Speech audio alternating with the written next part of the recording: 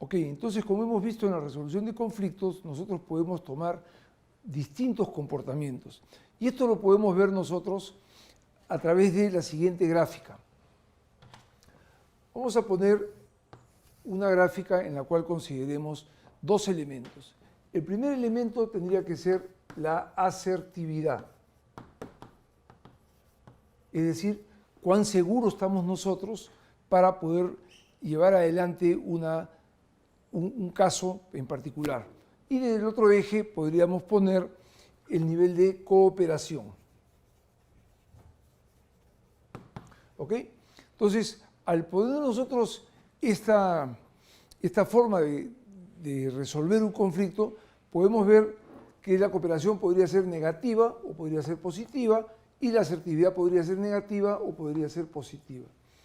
Nosotros tenemos una primera caja acá, que es cuando la persona se enfrenta al conflicto y ni quiere cooperar ni está seguro, es muy tímido para poder hacer las cosas. Por lo tanto, lo que vamos a ver aquí es que su comportamiento va a ser un comportamiento de eludir el conflicto. Puede ser de que la persona de manera natural tienda a eludir el conflicto. ¿Qué tipo de comportamientos observamos ahí? Cuando le decimos a una persona, por favor, ¿me puedes ayudar en este tema? Y te dice, mira, no puedo, tengo muchas cosas que hacer. Es decir, no quiere resolver el tema. Sin embargo, el conflicto permanece latente. Entonces, esa forma de comportarse no siempre va a ser conveniente. Sin embargo, en alguna oportunidad me puede convenir también a mí adoptar ese comportamiento. Si aún no estoy preparado para ver el conflicto, si aún considero de que necesito más información para resolver el conflicto, probablemente en algún momento decida yo tomar el comportamiento de elusión del conflicto. Luego, si yo estoy muy seguro de mí mismo y no me gusta o no me interesa la cooperación, probablemente mi comportamiento sea un comportamiento de competidor. Es decir, ahí yo busco que mi punto de vista sea el que prevalezca. Ahí yo busco que mis intereses sean los que vayan a tener mayor preponderancia y no me interesa mucho la otra parte. En algunos casos inclusive podría tener problemas éticos al tener este tipo de comportamiento. Podría también considerar que si yo quiero una relación a largo plazo, este tipo de comportamiento no es el que más me conviene. Pero si estoy en una posición de ventaja, si estoy en una posición en la cual puedo imponer mi punto de vista, probablemente sí trate de ser competidor. Claro, si estamos hablando de una competencia deportiva, ciertamente voy a querer ganar a la otra persona y no voy a ser cooperador con él. Pero si yo busco resolver un conflicto desde la perspectiva de buscar una relación de largo plazo, no siempre el adoptar un modelo competidor va a ser el que me va a traer mejores resultados a largo plazo. De otro lado, si yo solamente tengo interés en la cooperación, es decir, busco complacer a la otra persona, voy a tener un comportamiento complaciente. Este comportamiento complaciente, es decir, me interesa más la relación con la otra persona, me interesa quedar bien con la otra persona y de esa manera voy a satisfacer sus necesidades. Sin embargo, esto puede ser a costa de mis propios intereses, puede ser a costa de mis propias necesidades. Entonces, ¿será la mejor manera siempre de solucionar un conflicto? ¿Será la mejor manera de llegar a un acuerdo de largo plazo? ¿O al final es que yo soy una persona tímida, yo soy una persona que no tiene seguridad en mí misma y por eso es que termino de ser complaciente? Porque no me siento capaz de defender mis propios argumentos, no me siento capaz de enfrentar la situación de una manera asertiva, de una manera eficaz. Entonces, nos quedan dos consideraciones más. La tercera sería a nivel de buscar un compromiso con la otra persona. Cuando yo logro un compromiso, un poco como que estoy a mitad de camino, o sea, colaboro, busco mis propios beneficios, sin embargo, no termino de cerrar bien las cosas. Es decir, busco convencer a la otra parte de que mis argumentos son positivos, pero podría estar dejando de lado algunos puntos de vista, algunas necesidades de la otra persona y diríamos, eso lo resolvemos más adelante. Primero vamos paso por paso. ¿Nos puede servir? Sí, Sin embargo, la mejor forma de enfrentar un conflicto es el entender el punto de vista de la otra persona, entender nuestro punto de vista y juntos buscar una solución que logre un beneficio para ambos. Y esa perspectiva se llama la perspectiva de colaboración. Entonces, estos comportamientos es importante que tengamos en cuenta cuál es nuestra propia forma de hacerlo y para eso el test de Kilmann nos ha ayudado. Sin embargo, y vale la pena aclararlo, más adelante miraremos si es que ante determinado conflicto nos interesa adoptar algún tipo de comportamiento distinto al cual es natural para nosotros. Por poner un último ejemplo sobre este tema. Yo puede ser que quiera entrar a un nuevo negocio y por lo tanto probablemente no tenga un margen de ganancia importante. Sin embargo, lo que me interesa es tener una buena relación con el cliente, que me conozcan, que haya una confianza en lo que yo soy capaz de hacer. Y por lo tanto, probablemente voy a resolver el conflicto de una manera complaciente. Pero lo que es importante es que yo tenga en cuenta que estoy actuando así, adrede, estoy actuando así por mi propia voluntad y no porque ese es mi estilo.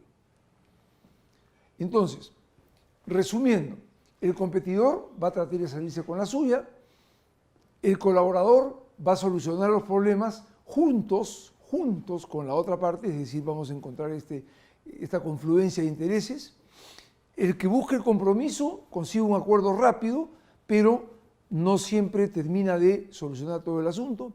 El evasivo o el que hace la elusión es aquella persona que evita el conflicto, por lo tanto planteará, oye, déjame pensarlo, yo soy neutral, no me meto, no es mi asunto, es de mi jefe, a mí me dijeron que dejar el papel, nada más.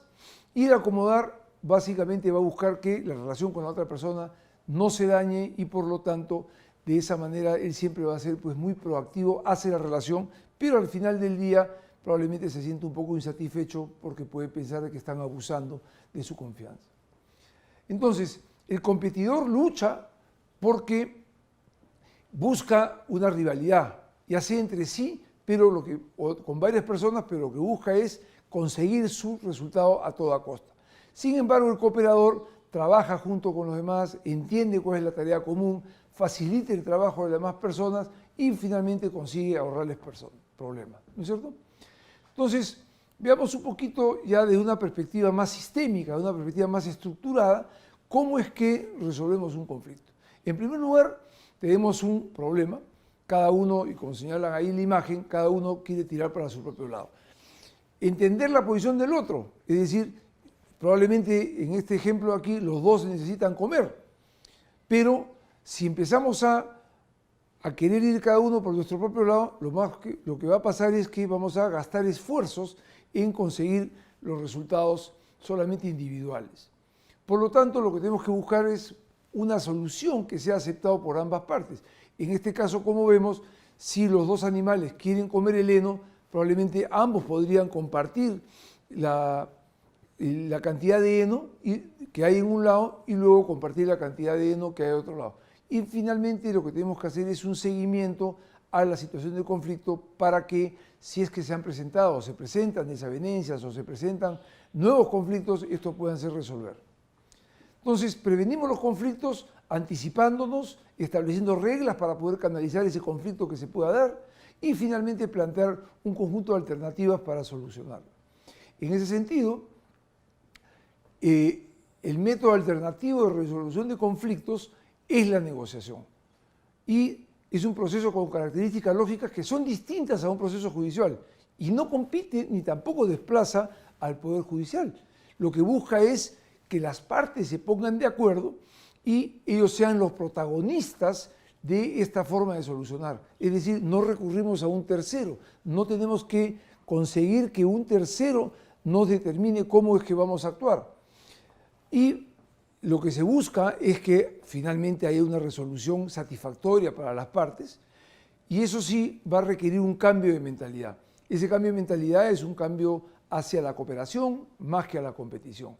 Ciertamente las ventajas que da es más corto, es menos costoso para las partes, se da el diálogo y el diálogo de una manera dialéctica, es decir, a través de las preguntas y respuestas empezamos a encontrar cuáles son las mejores formas de solucionar los problemas y nos permite llegar a un acuerdo.